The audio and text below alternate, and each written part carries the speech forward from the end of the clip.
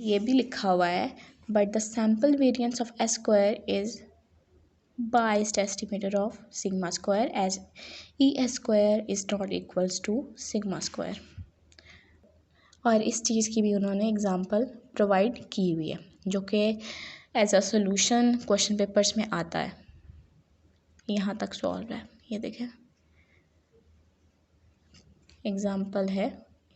Examples को करना ज़रूरी होता है। जब आप एग्जांपल सॉल्व कर लेते हैं इसका मतलब है कि आप क्वेश्चंस भी कर सकते हैं। तो हम एक एग्जांपल कर लेते हैं। एग्जाम्पल 15.2 है जहाँ पर उन्होंने रैंडम सैम्पल से वैल्यूज़ जो हैं वो लिए हुए हैं पॉपुलेशन से, जिसका मीन म्यू है, वेरिएंस सिग्मा स्क्वायर ही है। सैम्पल वेरिएंस एस स्क्वायर जो है उसका उन्होंने फार्मूला प्रोवाइड किया हुआ है और कहा है कि by estimator of sigma square है। तो हम रिलेशन से ये चीज़ फाइंड कर सकते हैं।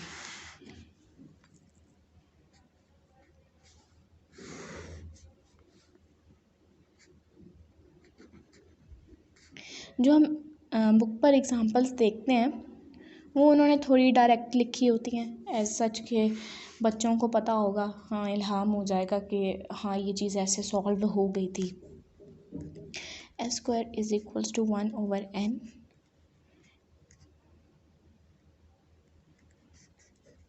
X I minus X bar का होल स्क्वायर। ठीक है, अब यहाँ पर 1/n को ऐसे छोड़ दें। समेशन के अंदर हमने म्यू की वैल्यू को ऐड करना है। एक्स आई के बाद म्यू की वैल्यू को ऐड भी करना है और सब्ट्रैक्ट भी करना है। एक्स आई के बाद हम प्लस म्यू कर देते हैं और माइनस भी म्यू कर देते हैं।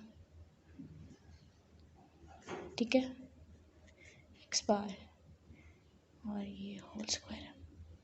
ठीक है, 1/n समझ आ रही है, ये बताना ज़रूरी है। तो अगर आप कमेंट सेक्शन में मुझे बता सकते हैं, कुछ पूछना हो तो पूछ भी सकते हैं। और मेरे चैनल को सब्सक्राइब करें ज़रूर ताकि आप तक मेरी नई वीडियोस पहुंच सके सबसे पहले। हाँ, जैसे दुनिया न्यूज़ है सबसे पहले। ठीक है, यहाँ पर समेशन जो है वो बाहर है। उसके अंदर हमने क्या किया था, हाँ एक्स की वैल्यू के साथ एक्स आई की जो वैल्यू है उसमें से माइनस म्यू करना है, इक्वेशन बनानी है ना उसके लिए। और फिर माइनस एक्स बार जब कॉमन आया इसको और इसको लेना है, इसको और इसको लेना है, एक्स बार माइनस म्यू करना है और इसका होगा होल स्क्वायर। होल स्क्वायर पे ना 1/n समेशन अंदर लेके जाएंगे। समेशन को एक काम करते हैं बाद में अंदर लेके जाते हैं। पहले यहाँ पर a माइनस बी का होल स्क्वायर का फॉर्मूला खुल रहा है। अगर इसको हम a कहें और इसको b कहें तो ये a माइनस बी का फॉर्मूला ओपन हो रहा है। एक्स आई माइनस म्यू का whole square minus 2 x bar minus mu x I minus mu और plus x bar minus mu का स्क्वायर। अब समेशन अंदर लेके जाएंगे और सारी वैल्यूज़ के साथ लिखेंगे तो वो ऐसे बन जाएगी -2। एक्स बार के साथ समेशन नहीं आता, इस वैल्यू के साथ समेशन आएगा। X bar minus mu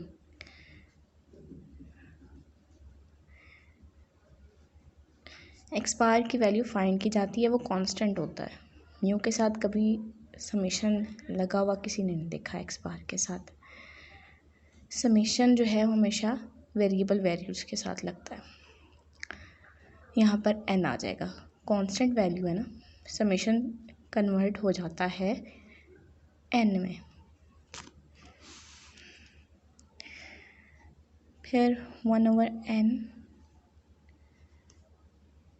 summation X I minus mu minus, यहाँ पर जो summation X I minus mu है ये इक्वल्स टू होता है एक्स बार माइनस म्यू के, n into x bar minus mu के। ये बात याद करने वाली है, आप साइड पे लिख लें कि जो summation X I minus mu है वो इक्वल्स टू होता है n x bar minus mu के। ठीक, ये फॉर्मूला से वैल्यू निकल आती है। यहाँ पर उसकी वैल्यू पुट कर देंगे तो वो बनेगा 2n x bar minus mu into x bar minus mu, तो वो 2 हो जाएंगे तो स्क्वायर बन जाएगा, plus n x bar minus mu का स्क्वायर। अब समझ आ रही है कि बुक में आखिर ये वैल्यू ऐसे बनी कैसे। 1/n summation X I minus mu का square 2n x bar minus mu का स्क्वायर माइनस किया n into x bar minus mu के स्क्वायर को, तो बाकी बचा minus X bar minus mu का स्क्वायर। ठीक है, अब यहाँ तक हमने फाइंड कर लिया, तो taking expected value to the both sides. ठीक है, तो बना expected value of S square, expected value of 1/n summation X I minus mu minus X bar minus mu का whole square. 1/n summation expected value summation के अंदर चली गई, 1/n बाहर निकल आया। ये एक्सपेक्टेड दोनों के साथ जाएगी ना, अंदर मल्टीप्लाई हुआ है, ऐसे हो गया minus expected x bar minus mu का होल स्क्वायर। ठीक हो गया। 1/n समेशन, ये जो expected x I minus mu है ये इक्वल्स टू होता है वेरिएंस एक्स के। ठीक है, expected x I minus mu का होल स्क्वायर जो है वो इक्वल होता है वेरिएंस एक्स आई के। इस एक्स आई के का वेरिएंस बनता है, और जो अगला है वो वेरिएंस बनता है एक्स बार का।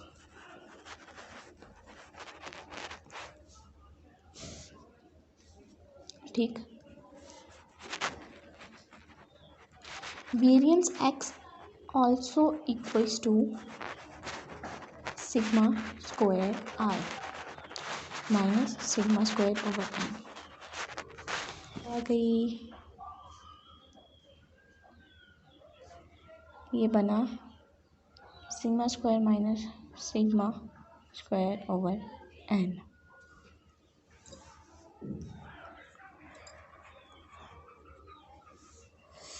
क्योंकि मैंने बताया था कि जो एस्टीमेट की वैल्यू होती है वो कांस्टेंट होती है और उसके साथ समेशन नहीं लगता।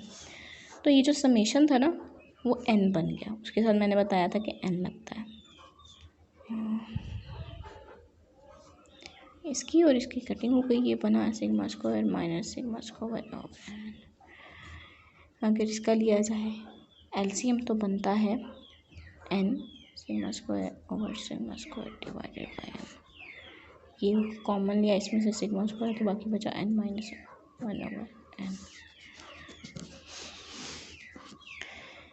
और ये चीज़ जो है आपको बता रही है कि एक्सपेक्टेड वैल्यू ऑफ जो एक्स स्क्वायर है वो सिग्मा स्क्वायर की इक्वल नहीं आ रहा, इसलिए ये बाइस्ड एस्टिमेटर है, बाइस्ड एस्टिमेटर है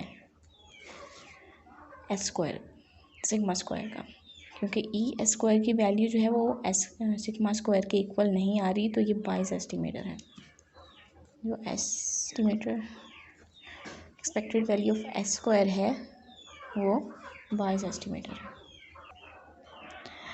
This shows that S square is a biased estimator of variance sigma square. To get an unbiased estimator of sigma square, we should multiply the sample variance S square by n over n minus 1. यहाँ तक हमने unbiased के लिए करके देख लिया है, मतलब expected value of S square हमने एज एन फार्मूला में डाल के वैल्यूज़ यहाँ तक फाइंड किया, तो वो बाइस्ड वैल्यू ही बाइस्ड एस्टिमेटर ही बन रहा है सिग्मा स्क्वायर का। उन्होंने कहा अगर आपको अनबाइस्ड फाइंड करना है तो आप स्मॉल एस स्क्वायर के इक्वल लें, उसको मल्टीप्लाई करके एंड में जो चीज़ सामने आ रही है वो ये है। उन्होंने कहा मल्टीप्लाई करें तो आपको यहाँ तक ये वैल्यू मिल जाएगी। स्मॉल एस स्क्वायर के लिए उन्होंने लिखा हुआ है कि आप मल्टीप्लाई करें एन ओवर एन माइनस 1 को इसके साथ, एन ओवर एन माइनस 1 को एस स्क्वायर के साथ, तो वो आपको सिग्मा स्क्वायर की वैल्यू देगा, तो वो अनबाइस्ड होगा। ओके, किया हुआ है। और सेम ऐसे ही फाइंड करना है जैसे मैंने पिछला किया है, थोड़ा सा चेंज होगा, थोड़ी सी चेंजेस होंगी वैल्यूज़ में, ज़्यादा कोई फ़र्क नहीं पड़ेगा। एंड से आकर थोड़ा सा आपको देखना पड़ेगा, क्योंकि वहाँ पर एन माइनस 1 ओवर एन आ रहा था, यहाँ पे एन माइनस 1 के ओवर नीचे मतलब एन माइनस 1 ही आ रहा है।